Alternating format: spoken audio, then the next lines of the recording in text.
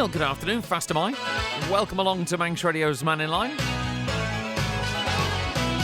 We have open line through until 1 o'clock this afternoon. It's Alex once again sitting in for Andy as he's taking a week off. Do not fret. I have people saying, where's Andy? He's having some time off. He's allowed it. He will be back on Monday. Do not fret. However, what would you like to talk about today? Yesterday we were talking about how cash is king, but can we still get hold of it? And should it become a legislated right that you have to have cash available? Do we force banks to have cash machines? We were talking about smart meters, or would you like to talk about immigration, which is in the news today? You know what to do. Phone lines are open, and Chris Quirk is there, eagerly awaiting to chat to you on the switchboard. 66 13 68 is the number to call. Or, of course, you can text 166 177. But we are going to be talking to the phones first, of course. Oh, Quirky's on. Oh, he's on early. Hello, Quirky. What you up to? Oh, interesting. No Quirky. Oh, has he got the technical weird thing? Okay, well, I will try again, but David, are you there? No, we'll try and get David Quirk back. I don't know what happened to you there, David. Apologies. I'm not blocking you. We'll try and get you back in a bit. Right, let's have a look at some of your messages. Thank you very much to Terry, who messaged in on the back of yesterday. We were talking about whether the smart meters work out value for money. Do they save money over time? And he sent me the link, actually, to the news story about the installation of smart meters. This was a news story back in 2019, before COVID hit, and the Treasury Minister at the time, Dr. Alex Allinson, stating that the smart meter rollout would cost £18.2 million. And that was a cost spread over 10 years, so it's not an upfront cost, but £18.2 million is the cost of the smart meter rollout. Because we were questioning, but yesterday, weren't we, about how would this make any money back?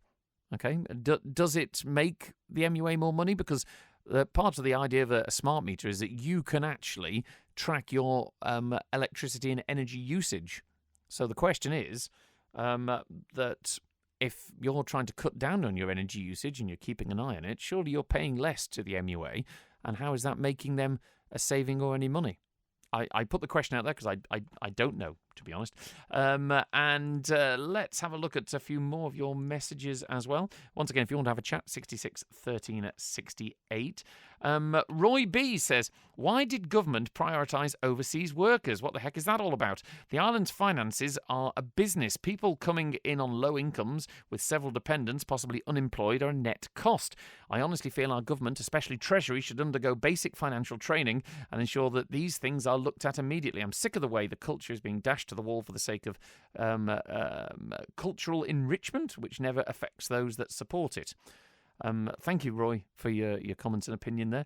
I think, making this very simple, is that the government's stated aim is to raise the number of people in working employment. It was raising the population to 100,000, wasn't it, by attracting effectively about 5,000 more workers to the island. Now, the criticism is, and I've said this before when covering Mannin Line, the Isle of Man seems to have this, if they come, we will build it idea. Whereas you'd argue that the services we have are creaking and crumbling at the seams before we bring more people in. And has the government even bothered to think about that? Or did they just think, more people, more income tax, thank you very much, and not worry about the fact that the roads are full of potholes and crumbling and we can't do anything about it? We've got a healthcare system that still consistently is requiring additional cash.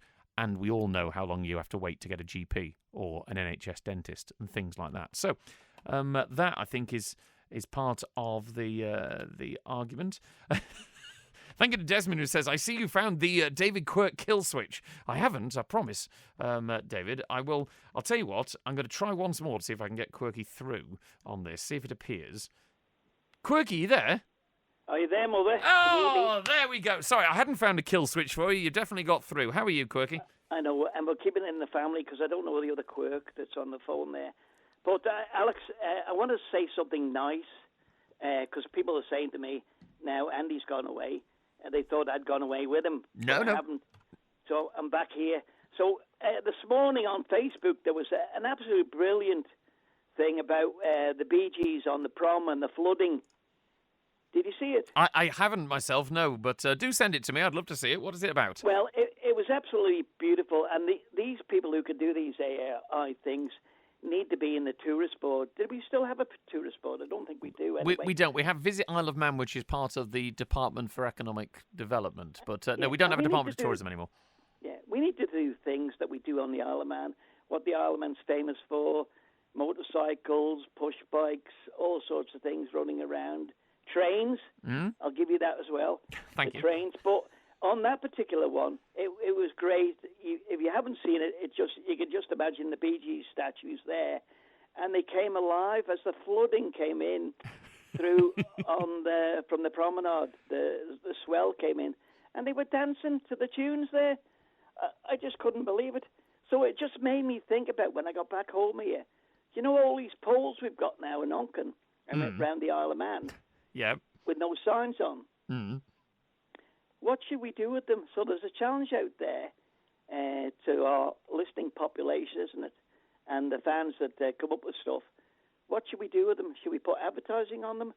Or should they be given to the local authorities we could put stuff on them, couldn't we?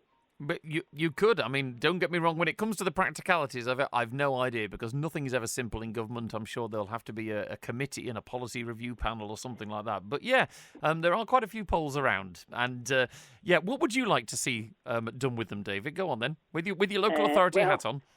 The ideal thing would be is the election coming up, isn't it?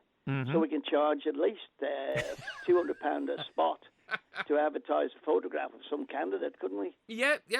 I like your business model there. I'm sure there's going to be some, if he's listening, Rob Cullister, who of course is chair of the planning, he'll be able to tell me if there's any planning restrictions to putting up advertising boards. But yeah, it's a good business proposition. I've queued that because you don't need planning if you move something about. Do you know the best thing I've got? We've got a swinging gate. I won't tell you where it is, and there's an advertisement on it. And when it's open, it's not in the right position. And when it's closed, it is. So all you've got to do is move it around, haven't you? I'm glad to see you found a loophole, David. I couldn't possibly comment on that. But I know. But yeah, so you say that that AI dancing Bee Gees thing is on Facebook? It's absolutely a perler. We need to do that for... do you remember the things we used to do? Kelly, there was a competition, was the mermaid. Remember Clifford Irving? I remember that. I think a lot of it, David, if you look now, and I've seen this on Facebook, that we have started embracing sort of influencers, as they're called. There's people who come to the Isle of Man and do their vlogs and things like this. And that does seem to be the next way through social media of getting the message across. I've noticed this when I've gone away to media events with my theme parky head on, that it's no longer the traditional media who they're interested in courting. It's getting involved with the influencers on YouTube and TikTok and things like that. Wasn't a good thing this morning from Manx Radio interview with the personalities that live on the island, where he said we have a tea party get together and we'll invest in films. Waking Ned 2 in Onken, okay? Waking Ned 2. Well, I worked on the original, so yeah. Well, I'll come round. It's not really as picturesque in terms of the thatched cottages as Craignish, though. So I'll have to do a bit of work on that there, David. I know. Yeah. Okay, we can put trains in it, can't we? Yeah, that's fine. You bought me off.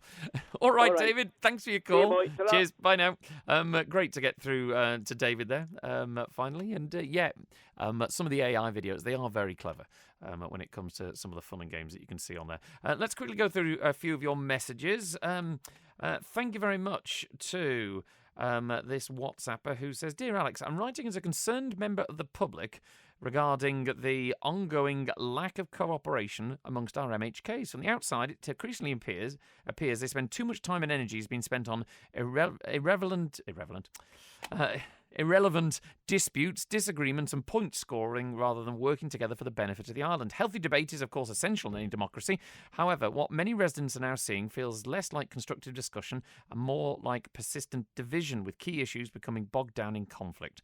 At a time when people are facing real pressures from the cost of living to public services and long-term planning, we need leadership that is collaborative, focused and willing to compromise. I believe that this is a topic that deserves wider public discussion. I hope your station will continue to question and challenge our elected representatives, that's what we're here to do, and how they intend to move beyond constant dispute and start delivering clear, unified progress for the people they serve." That's from Big Stuart. It's a good point, Stuart. The question is, of course, when you say unified, whose idea is the right idea? Because as soon as you have people saying that it's all the right idea, not necessarily does everyone agree. There is, I was going to bring this up actually, and this is a bit interesting that I saw a survey that was out last week. And in terms of everybody being on the same line, did you know that a survey that was released 2 weeks ago said that 1 in 5 Gen Z, so that's those of you born between 1997 and 2012, 1 in 5 of them are in favour of dictatorships. Why? Well, dictatorships get things done.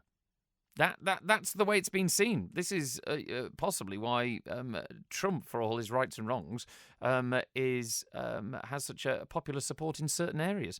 Is that if you look at governments and democracies, there's lots and lots of process and very little action. It's something that the current administration has been criticised rather heavily for. But the format of democracy, it's a case of yes, we'll do this. I mean, how long have we been waiting for the business case for the horse trams? Because it's stuck with the civil service. It's stuck on a civil servant's desk, the deputy chief exec's desk, or it's not been passed through to Tynwald. And you sit there going, I can see why some people turn around and go, if there's one person in charge who just says, get this done, it gets done. Now, that is a very dangerous place for democracy to be in. If democracy just is nothing but stagnating, no matter how much it pleads about how great it is at representing the people and having your voice, if nothing's done, well, it surely is going to die out because people want things done. There we go. A question for you. What do you think about that? I do remember that the MHK, that is now Stu Peters, always used to joke on Manx Radio that he wanted to be benevolent dictator for life, didn't he? But yes, thank you very much for your messages there. Let's go straight to the phones now. Howard's on. Hello, Howard. Hi, Alex. You just made reference this morning, and you did yesterday, to the move out of the smart meters. Oh, yes, the smart meters, costing $2.5 million. 18.5 million. 18.2 million, yeah. But you said a couple of million each time, and I thought, well, Alex Allenson, he put this figure through before he became Treasury Minister, and he put out an 18 million ring fence to establish the smart meter system on the island. Yeah. And then, of course, when he became Treasury Minister, he wanted that money back again, so that's what the electricity went up. I mean, it did say when they launched this, Howard, that it's 18.2 million over 10 years, which of course is 1.8 million a year, just over 1.8 million. But they did say that the cost would not be passed on to consumers. Yes, yeah, and I won't catch a cold if I go into a room with a flu addict. But yeah, he couldn't possibly say that it wouldn't be passed on because he doesn't know that. And he doesn't know what position he'd be in, or even if he's in MHK. So he can't pass that on. Well, I mean, in terms of direct passing on, in fairness, from a business perspective, that if they have not budgeted that in to pass on to the consumer, but then the price of other raw materials goes up, you can't make a direct correlation, can you? That's the issue, if there's no direct correlation. Well, I've got a thing here from 2023 with the prices, and then the next price in the next column shows you what the price is going to be for electricity, and this was all in the Courier. So there was, their minds were there working on the sums, but just let them know what they need to know and nothing more. But anyway, going back to what David was saying about the Bee Gees. Yes. I spotted last night, funny enough, on TikTok, government to remove dangerous trees. I know the one you're talking about here. I saw this. This was very good. It is. It's brilliant, isn't it? There's the conker trees down in Tramode, and the coronation oak that's on the Braddon Bridge. And as vehicles are going past, these things are coming to life and grabbing cars as they go through. It's very, very well presented. And David is quite right that the people who are in what we loosely term the tourist industry within the government they seem to be a mishmash of everything and getting nowhere. Why don't they grab this with both hands and go out into the open world? And TikTok now, it's there. YouTube's there. They don't have to go on television because people aren't watching the telly as such. Look at the few adverts you've got on now for holidays throughout the world. At this time of year, it used to be plastered with them. And, you couldn't turn around without getting another advert for a holiday. So... but I think it does go to prove, Howard, doesn't it, that actually the consumer is king. So in terms of where people are now watching television and video and listening to audio and things like that, their habits have changed in the same way that you just mentioned there that you watch something on TikTok. Well, if the audience has gone there, the advertisers will go where the audience is, trying to get their message across, won't they? Exactly. And as I say, why don't the whatever they call themselves, enterprise, why don't they look at that instead of looking inward, backwards all the time? Although the backwards part of it is our heritage is vital, and they can reinvest in it, same as they used to do with the tourist board. The tourist board were out there heavy, and they were pushing and pushing and pushing. They just seem to be sitting back and resting on their laurels now.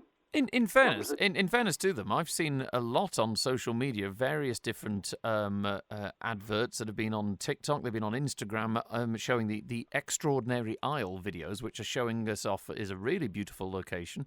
And yes, the Enterprise, the Board of Enterprise, did they put that on? Yes, it's Visit Isle of Man, who are part of the Department for Enterprise, and the videos are out there. I know because I will hold my hand up and say that I chewed the ear of poor Deborah Heather once because they put a video out that didn't feature any railways, and it was featuring that was their water sports one. So they are out there on social media. I think the big problem now is, Howard, there's so many different platforms and avenues to market. It's when you have a limited budget, because we're not as massive a tourist hotspot as like Paris or Orlando and places like this. No. It's where they spend the money, because in order to make a big impression, you used to try and get an advert on ITV during Coronation Street, whereas now you've got to place adverts all over the place, and I don't envy them. Do you? Well, not the way, no, but that's their job. And, they've got the top people on top money who should be earning that money. Again, they have poor fella down below there. If something goes wrong, he gets the sack, but the fella at the top on the triangle is still there. And the bad habits continue. They just bring somebody else in that's in the bottom of the pile that can be sacked easily. But, yes... The advertising in the Isle of Man, it has changed. The bucket and spade and various aspects have all gone. I'll put one final question to you, Howard, that I remember this over various different campaigns, and we did have one that quite famously was like, you'll look forward to going back. And and everybody locally whinge like crazy about that, because they said, well, it sounded like you're talking about you'll look forward to going back home, because... The advertising that you do for tourism is not based on the local market. If the Isle of Man is happy with its tourism advert, surely it's not aimed at them. It's aimed at getting people here. So whether we like it or not, if it's having the effect on people who don't live here, surely we should just, basically just put up with it because it's attracting people here. It's not designed for us. That's correct. Also, they had that one, it's our difference that makes the difference. Yeah, that was another one. But as I say, if it appeals to us, maybe it's appealing to the wrong audience. Well, it was difficult, but they actually went out there to do it in the UK. And if you remember, they had a bus, the steam packet part of it, made to look like a ship, and they used to take it away and travel around. But anyway, as I said, that's all it was. As they, when you said about it being 2.6 million, I thought, well, where's the other 16 million? No, definitely 18.2. Definitely 18.2, yeah. Lovely. Thank you, Howard. Lovely to speak to you. Take care. Thanks, Al. Bye. Take care. Bye now. Always great to speak to Howard there. Yes, I'm pretty sure I said it was 18.2, but I will clarify again. It was 18.2 spread over 10 years, so it works out at 1.82 million per year for the cost of the smart meter rollout. Very quick, let's go through a few more of your comments. Just to let you know that the Mountain Road is still closed through until 1:30. Between the Cregnabar and the Hairpin. This is an emergency road closure due to snow and icy conditions up and over the mountain. That's only just come in, actually, at midday here. But, yeah, so if you're heading over the mountain, you can't. Thank you to 057, who says the 24 wasters, I think that's a bit offensive, in fairness, the MHK should spend their time resolving issues that affect the population, e.g. healthcare, affordable housing, before any time is spent on vanity projects such as the Bishop's Vote or assisted dying. Thank you for your comments on that one, 057. Thank you very much for commenting about what to do with the polls in Oncom. We'll move on that.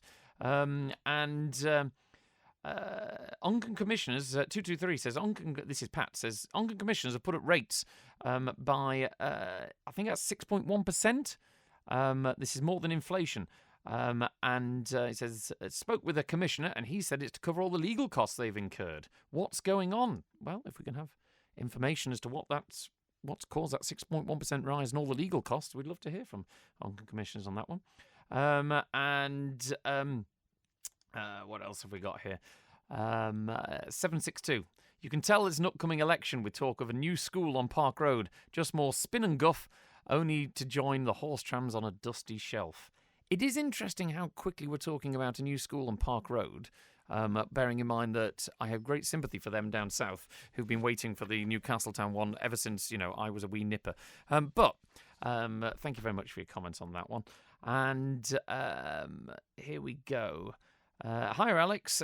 Quick one regarding the FOI as reported in Isle of Man today. This was recontinued work on sea defences, and in particular at the bottleneck car park. Would it not make sense to build some multi-storey parking to help businesses and provide solar arrays on the roof? The MUA failed to meet their deadlines for solar with more surveys needed. This could be done at the sea terminal and bottleneck. Also worth considering at the airport for solar array for the south of the island. Thanks. That's from 462. Good point. You go to a lot of car parks now. I know that Zurich have got a solar array on the top of their car park at the business park. At Disneyland Paris, an interest of mine, their entire car park is covered with solar panels. Lots of places on the continent are covered in solar panels. The question with the sea terminal is, if you looked at the Douglas master plan, because the sea terminal is an old building, okay, and I know for well they were shoring it up from concrete cancer for the pillars underneath for many years, and there were talks of whether there was asbestos in the building, all this. Is the sea terminal on the site that it's on fit for purpose, dare I say? Instead of just whopping a multi-storey car park next to it, and it would probably be a bit of an eyesore, is it time to clear the site and make it fit for purpose for a modern ferry a terminal and large parking there with the facilities you expect from a ferry terminal, including your Costa and things like this? Although I do accept that the idea of building more ferry terminals and the DOI having to manage it might be a touchy subject for some, so we might move away from that. Let's talk to Juan. Hello, Juan. How are you? You still in Florida? Yes, Al. Yes, still in Florida. Yes. I was just watching some of the stormy weather from the promenade last night there. It's quite impactful, wasn't it? But, yes. Pretty normal for this time of year. So you want to talk about dictatorships? Go on, then. Well, go on. Yeah. Just as you brought that up. But I just wanted to tag on, we were talking yesterday about money. Mm-hmm. I just wanted to say, Bonsai, bless him. I mean, after dragging me down, I think he more or less agreed with everything that I was talking about. But hey ho. One day we should get all of you in a room, and see if we can come to a consensus. It'd be very entertaining radio, I think. You're the head of programming, so there you go. There's an idea for you. Yeah, thanks for that. I think Julian be up for that. We'll have to drag Howard in as well. Yeah, why not? Yeah. Just on touching on yesterday about the money and talking about percentages that they charge for cards and etc. But I think now if you're out and about and you're trading, most people now have like sum up machines and everything, which you're paying like 1% for, or 1.5%, and that's commission that's going out of that sale. Now, an old £10 note was a £10 note. And that's the thing. It's like, beside inflation, but a £10 note, if you spend that with someone, then someone has that £10 note, they go and spend that full £10 with someone else, and there's no shrinkage. So what's happening now is every time someone pays by a card, the shrinkage. Every time that gets handed over and someone else pays by a card, there's shrinkage and shrinkage and shrinkage. So the old principle of cash was a £10 note was a £10 note. You know, how do talk me through then? Why is it shrinkage? If I spend £10 on my card at the moment, why does it shrink? Where does the money go? Because it doesn't just disappear. Because I get charged if I take a card payment, I get charged 1 point whatever percent or 2%, whatever your card rate is.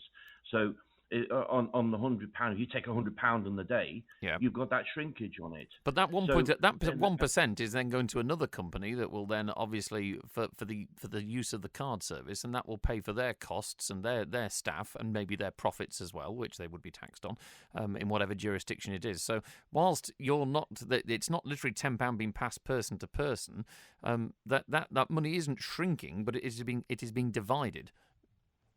Well, that's a clever way of saying it, but between you and me, it's well, maybe, but between you and me, that money is shrinking every time. That's accurate, isn't it? Well, because it's not shrinking. It's not disappearing. It's going into someone else's pocket. It is going to someone else's pocket. So just by that in terms of.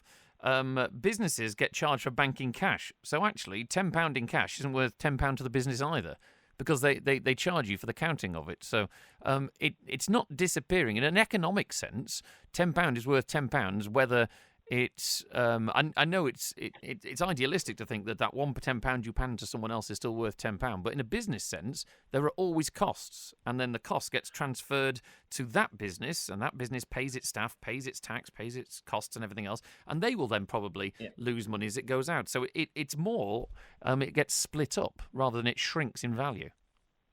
It does, but that's only if you're using the banking system. So if the money goes round the system between you, me, Fred, Andy, whoever, then the money stays at £10. It's only when it goes into the banking system that they take their money out. So you're suggesting that you're suggesting that economies can work without banks. We should get rid of the banks, full stop. Because surely the banks have a place. I'm not suggesting that.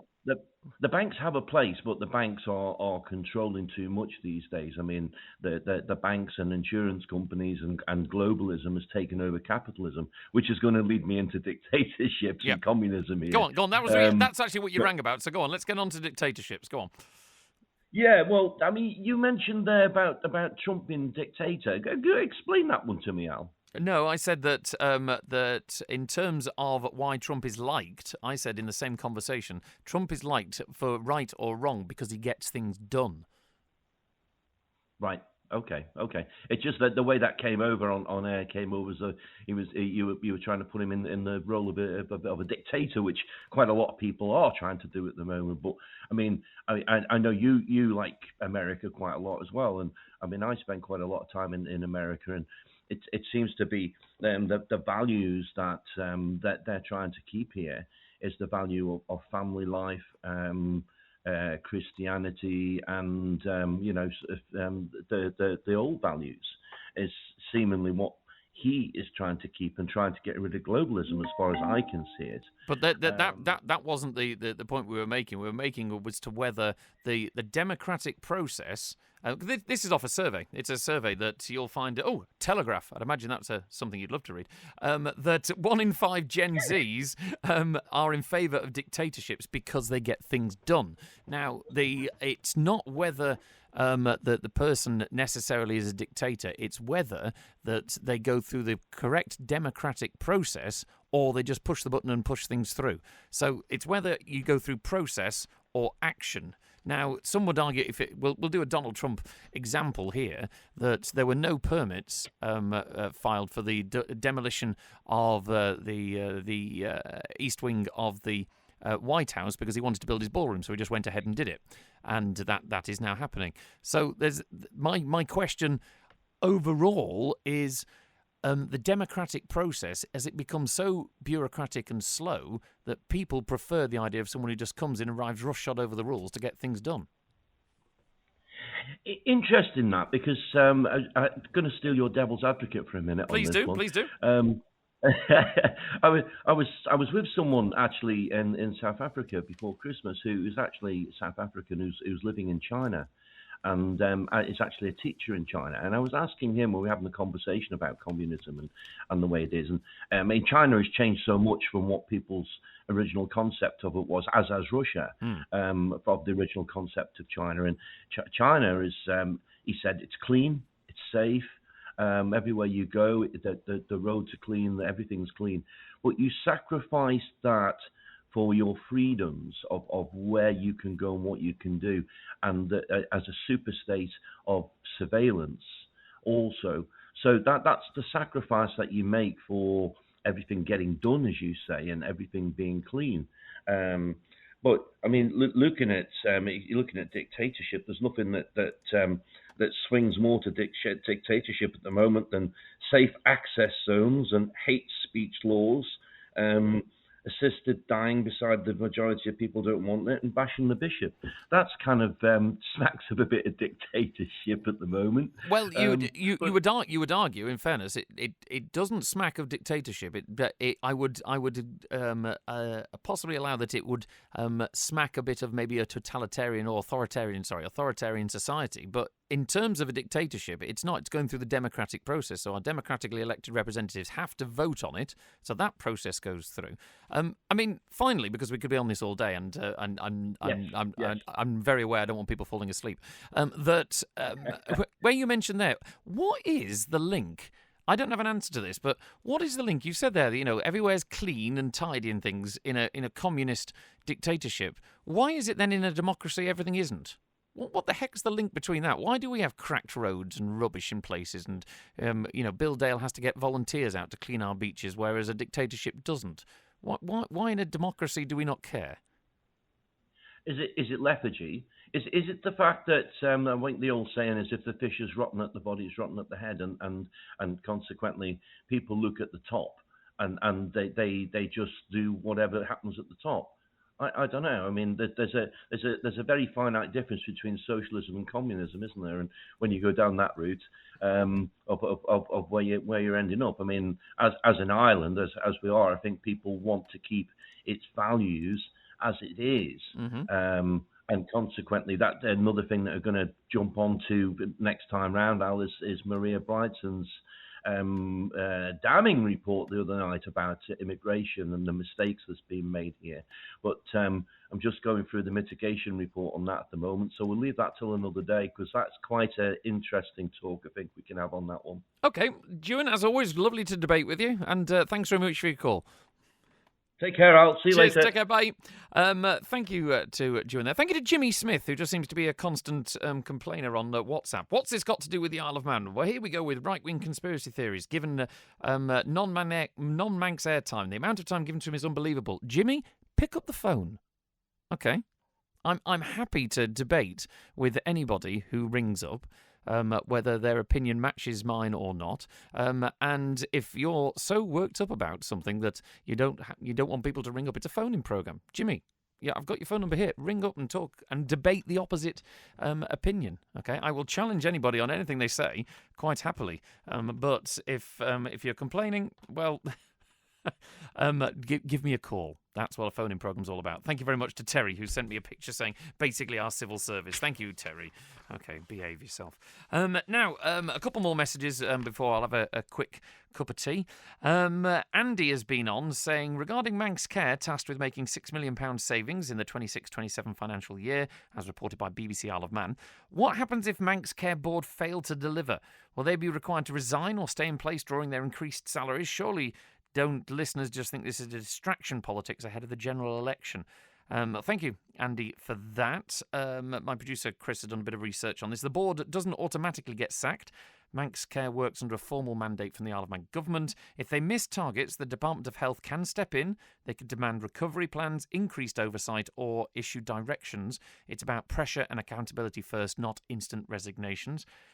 Because I know everyone likes the quick fix of all that make you feel better with an instant resignation. Does it sort the problem? Maybe not. Boards have fixed terms, so missing a savings target alone doesn't legally force them out. Any removals would come after formal reviews, and it wouldn't be done overnight. And on the distraction politics point, it's fair to question timing before an election, but officially this sits under routine budget control rather than a headline stunt. So there we go. Andy, I hope that's helped you out. And a final one from Paul W. He says, is the skeet true about a proposed mosque with a capacity of 300? Is it true it's planned for Douglas? Once again, my producer's done some research on this, Paul. There's not been any recent official plan for a new mosque in Douglas with a capacity of 300 people. What's been in the public record is quite different and much smaller in scale. It was back in 2020 that the Isle of Man Islamic Association submitted a planning application to convert an existing building on Finch Road into a worship and community centre for the local Muslim community. That project was designed to be suitable for regular prayers and events, with perhaps a few dozen worshippers at a time, and up to around 50 or 60 for Friday prayers during busy periods like Ramadan. There was no plan to build a large 300-person mosque in Douglas. More recently, an online petition about building a mosque on the island appeared on social media but was widely branded as trolling, and it was not a real government proposal, and the image looked like it might have even been AI generated. It wasn't supported by any official planning application, so in short, there is no credible plan for a big mosque of that size in Douglas. Nothing has been formally put before government or council with those numbers. So as you say there, Paul, is it skeet? Is it true? It appears not, I'm afraid. Next Monday is National Pizza Day, and here at Manx Radio we're giving you the chance to win a £30 pizza voucher to spend at Paramount City. You could be one of 2 lucky winners to enjoy delicious pizza at one of the island's hottest pizzerias. To win, listen out across the weekend and take part in our pizza quiz question. And then join us next Monday to find out if you're one of our lucky winners. Celebrate National Pizza Day with Paramount City and your nation station, Manx Radio. Elevate rubber cover from Rubber Roof Shop for one-piece flat roofing systems. No joins, no leaks. We also line commercial box gutters in one piece up to 60 metres with a 20-year written warranty against leakage. Call Rubber Roof Shop on 49667. Big Red Storage in Tremode and Ronaldsway offers secure self-storage units in various sizes with ground floor options and 24/7 access. Check offers and prices using our online space calculator at bigred.im or call 640040. Employers, having trouble with staff and need reliable advice? Employees, are you treated fairly in the workplace or do you have a grievance? The workplace can be problematic on both sides. For any work-related legal issue, contact the employment law experts, Man Benham. They advise employers and staff on all work-related problems with sound professional advice and a transparent fee policy. To arrange your free consultation at Man Benham, call today on 639 350. Man Benham, here for you. Carpetland, the carpet specialist with the island's best value carpets in stock, often fitted within a week. Furnitureland, for 3-piece suites, dining and living room furniture, and a selection of amazing beds. Carpetland and Furnitureland, West Street, Ramsey. Visit Ramsey Art Gallery for a fabulous range of top brand watches and stunning gold and silver jewellery, gifts for all occasions, and of course our gallery of prints and original artworks. Find all this and more at Ramsey Art Gallery, Jewellers and Engravers, opposite the RNLI shop.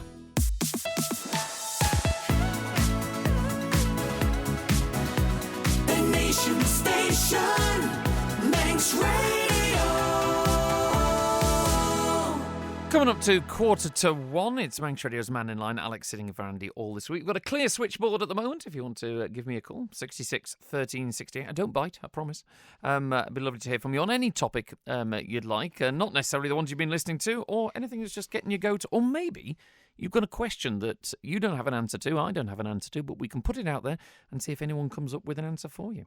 Thank you to Tony C, who's messaged in saying, just a minor point, but I've heard of the oak tree at Braddon referred to as the Coronation Oak a number of times recently. The plaque at the base definitely says Oak Jubilee. It is the Jubilee Oak that is at Braddon. Yes, Tony.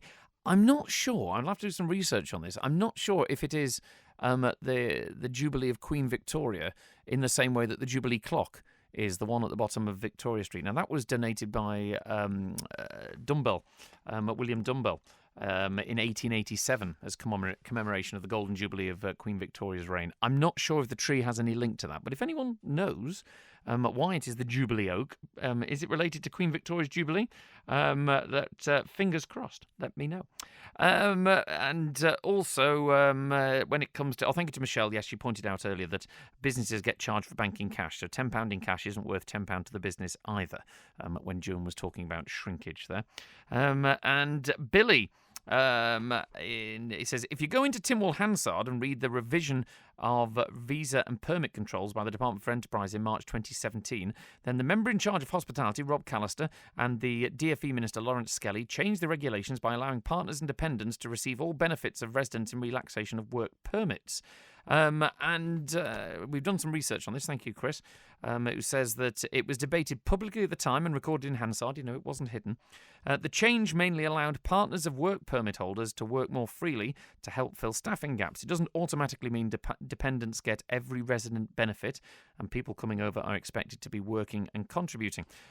So it's not journalists missing something new, it's a policy from nearly a decade ago. The real question now is whether these rules still make sense today. If you want more details on the story regarding immigration, it is, of course, available at our website, manxradio.com. And thank you very much. Yes, thank you to who sent in a message about pizzas. Thank you, Debs. Yes, I'm very, very aware. Do not fear. So, I've just another message about the Jubilee Oak. We've gone through that one. Let's go through some of your texts. Here we go. He says, this may not make sense. Thank you, Desmond. That's a really good way to start a message that I've got to now make sense out of. If you want to give me a call, 66 13 68, to try and get through this, it would make it help. But it says, do you not think that school is geared up to train people in social order? You will do as you're told. This is why the survey comes out with people wanting dictators. I suppose there's an element of social order. I mean, society, without any sort of social order, just breaks down into chaos, doesn't it? I mean, you might be one of these people who thinks that's a great thing, but I don't know. Francis says, Alex, just thinking about what was the proposed minimum wage of £13.46 per hour, and Dr. Allenson saying that he'd want to be served by staff earning that amount. Would he also want the steam packet crew to be on the same hourly rate whilst on board the Manxman? Remember, these are off-island crew, mainly not Manx nationals, living on board. Well, are they, Francis? I know that there's a mixture of crews, because I know for well that there are Manx nationals living on board the Manxman when she's in service. A number of the officers, there's friends of mine whose partners live on board. They are Manx nationals. They pay money, and there is a mixture of nationalities. But it's a sweeping statement without fact to back it up that all the steam packet crew are on the wages from elsewhere. Thank you to Texter 475. We're talking about dictatorships again. Plenty of dictatorships and authoritarian regimes have poor social infrastructure, like potholed roads, poor education and healthcare, and poverty. This is off the back of Dewan saying that he went to China and everywhere's clean and lovely. It says they just oppress those who object. It's not that things are done any better, it's that there is no way to complain about without getting your head bashed in or ending up in jail. There is evidence, of course, to back that up in some authoritarian societies. Yeah, if you don't agree with the state, you are thrown in jail. That's one of the freedoms we do have here. This programme's a prime example. You can ring in and you can say and criticise what's going on, what you would like changed, what you would like done, and you might disagree with the government, but they do allow you to say it, which isn't the universal right you have around the world. H says, Dewan is wrong about the majority being against assisted dying. I think a referendum would come out in favour, and those who don't agree with it would have to have it, but those who don't have the right to deny a dignified death to everyone else. H, just to point out, you say there, Dewan is wrong, and then you say, I think a referendum would come out in favour. In fairness, both of you are making that as an opinion. That's not fact. So Dewan isn't factually wrong, but Dewan isn't also stating a fact saying the majority being against assisted dying, both of which is an opinion. If there was a referendum, we would have the fact to say whether people are for or against. There was a consultation, but in terms of a referendum, we haven't had that. So H, in terms of that, yours is your opinion, his is his opinion, and there isn't a fact check to back it up. Colin in Peel, don't get me in trouble. Thank you. George says, Alex, you can't pick the parts of a dictatorship you like and ignore the bad bits. No, that's true. You can't. Let's have a look. Could you ask Dewan how he stands up for Trump standing up for Christian values, given the fact all the things he's said and done and alleged to have done? Well, once again, that's another good point. I think we could be here for a long time debating American politics. Let's have a look. George says, things don't get done on the Isle of Man as they're behind the times. Can't believe you mentioned dictatorships, as they created concentration camps and Trump's ICE shoot people. They also do this in Argentina and China, where dissenting voices get disappeared. That's why we have Amnesty International. It's a good point, George. Yep, no, we purely mentioned that there was a survey out saying that younger people seem to be in favour, or 1 in 5 younger people seem to be in favour of dictatorships. And the question is, why is that? You know, compared to that younger people are much less concerned about populism than their parents and grandparents. You see, that's just a survey out there. The question is, why are we stuck in a society that doesn't get things done and people are blinded to the bad bits because they want something to happen? I'm putting that out there for your opinion. Please let me know it. Right, there we go. On line 1, we have... It's someone from Australia who's ringing in. Hello, who's this? Hello, Alex. It's Pearl here. Hello, Pearl. How are you? I'm good. I'm ringing from Darwin, Australia. My word, what time of day is it over there? Oh, I think it's about 10:30ish in the evening, not too late. Oh, that's not too late. Crikey. I'd imagine the weather's better at this time of year where you are than it is here, though. Well, I'm in bed, and the weather outside is probably a cool 28 degrees. Oh, yeah. I'd get that's. I have the air conditioner on. I have the air conditioner on to make it cooler. Oh, excellent. So do you listen to Man in Rhyme regularly? I do listen to Men in Line regularly, and I listen to David and Howard and Julian and Dewan and occasionally Eddie, and I love Betty. But I am wondering, are there more than 6 people left on the Isle of Man? Yes, there are. I mean, you have gone through pretty much the cast of characters when it comes to the Man in Line, but yes, there are definitely more than 6 people. I do fear that lots of people don't want to ring up and have a chat because they definitely send a lot of text in. But yeah, you have picked the stars. If we were running credits like a film, they are the stars of the show. Yes. Yeah. Yes. Oh, don't say that. You'll make them call more often. Anyway, I have 10 siblings over there. May I say hello to them all? You may, yes. The airwaves are yours. Yes, far away. And I have a long-lost friend that I'm looking for. Oh, right, okay. We've been friends for 65, 7-something years, and I've lost her. Oh, right. So her name is her name is Norma Ann Kelly. I know that she lives in Ramsey, and it's going to be her birthday on the 8th of February. Right. So. And if she's listening, can I just say, or her family, anyone of her family listening, can I just say, Anne, please contact Neville or Noel, give them your number, and I'll call you. Okay, lovely. Thank you. Because I've lost her and I miss her. Okay, so what was her name? Norma Kelly, you said? No, her name is Norma Ann Kelly. She's known by Ann Kelly, and she was married Ann Warburton. Okay, and if she's listening, you'd like her to get in touch? Absolutely, because I miss her. Okay, but hopefully if she's listening, she will get in touch. Yes, thank you. And yes, and Man in Line, I have to say, is informative and amusing, and I don't know why the Isle of Man people want to know what's going on in Florida. I could spend half an hour telling you what's going on in Australia, but I won't. Do you know what, Pearl? I think it's just the fact that with technology, as this phone call is proving, the world is a whole lot smaller than it used to be. I know. And can I give a big special, before I go, Alex, thank you so much. Thank you for your time. A big special call out to Francis, my mum's best friend. Hey, Fran, love you. Wonderful stuff. Thank you, Pearl, and thank you to Francis. And keep listening down under there and send us some of your nice weather, won't you? Thank you. Cheers. Bye-bye. Wow, that was a call out of the blue from down under, as it were. Thank you to Pearl. And Norma and Kelly, if you're trying to, if you've heard that message or you know Norma and Kelly, Pearl would like to very much get in touch with you. So thank you very much for that.